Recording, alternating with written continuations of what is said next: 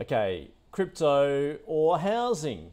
Oh, that's a new age question. Apparently, with new YouGov research by Dacxi finding that Australians are primarily choosing crypto. To tell us more, Ian Lowe from Dacxi. Ian, great to catch up again. So, interested then to delve into this research, I guess, as we're looking for alternative asset classes to invest in. What have you found?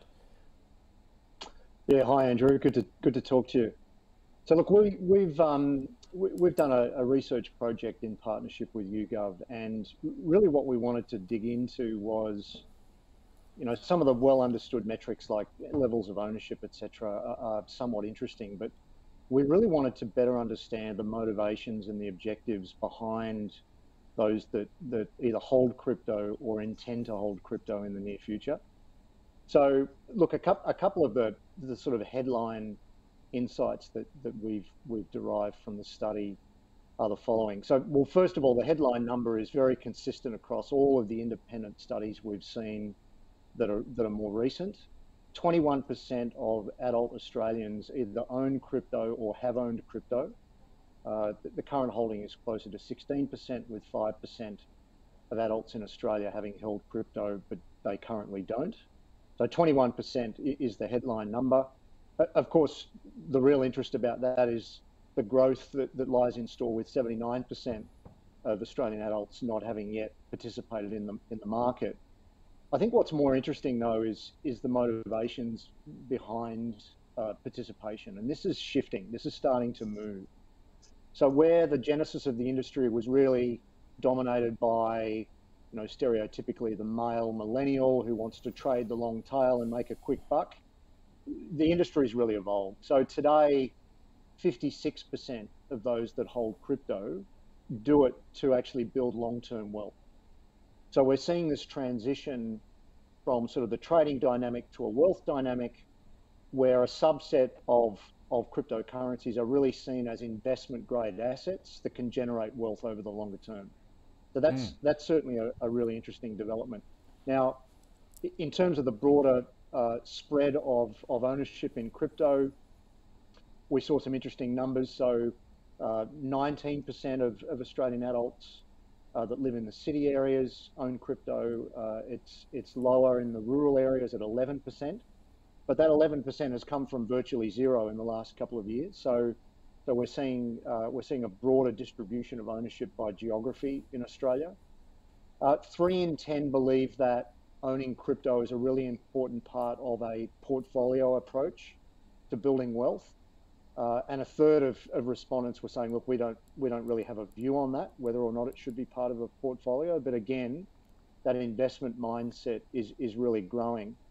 And then from a gender perspective, this is another really interesting development. So if we rewind a couple of years ago, the ratio was about 5-to-1 male to female in terms of ownership and participation.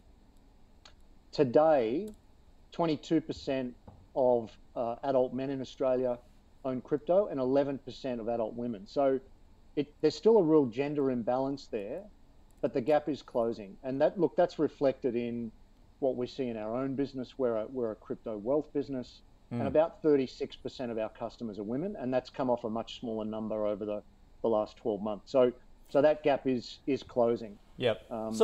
Which I think is obviously positive. Well, it's fascinating to see those trends develop, particularly those investors feeling as though it is a long-term way to accumulate wealth by investing in crypto. Are there any particular assets in crypto that they're looking at? I mean, clearly Bitcoin is the standout, but you're seeing so many others come through, particularly with use case advantages there. How's that developing? Well, look, the vast majority of people, when they're asked to sort of talk about the cryptocurrencies that they hold or are of interest, will of course talk about Bitcoin and Ethereum. So the profile of these cryptocurrencies is obviously very good, and that's not unexpected. Interestingly, I think the important thing is that whilst we look at cryptocurrencies generally as an investment grade asset class, more recently, clearly not all cryptocurrencies are created equal. There are some really good, viable investment options available to those that take the investment mindset into digital assets. And there are others that we would encourage people just to stay right away from. The general rule of thumb, if you have a wealth mindset, is to really stick with the higher value, higher market cap cryptocurrencies and really understand their use case. Yep. And form a view about the viability of those as businesses, not just as a store of value, but as an actually ongoing business with a viable future. Ian, we're pretty much out of time, so just very quickly, I do want to ask you about that other finding we were talking about of comparing housing with crypto, and majority seem to think that housing is the one in the bubble. I find that fascinating because obviously you look at history, it will tell you that housing, for instance, seems to double in value every 10 years. Yet those people are saying, no, crypto is where you want to be. So 3 in 10 people said that they thought crypto would generate more value over the next 10 years. Half of the people that took place in the study said we don't know, but 30% said they. And so look, I think it reflects. It's not just a reflection of the opportunity in the crypto market. I think it's a reflection of how people are seeing the housing market, and the fact that it's probably a little bit overvalued, and there'll be variations on that theme depending on who you talk to. But it's a reflection of both of those things. And the 10-year time horizon also becomes a little bit more speculative. I think if we took a 5-year view, you get a slightly different response again. Or if you took a 20-year view. But I think, look, half of people said, we don't know, we don't have a view.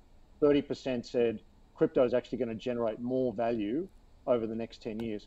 That's an interesting number when you consider that 21% currently participate in the market. So there in itself is really good evidence that points to the sort of growth we're going to see in the levels of ownership in crypto.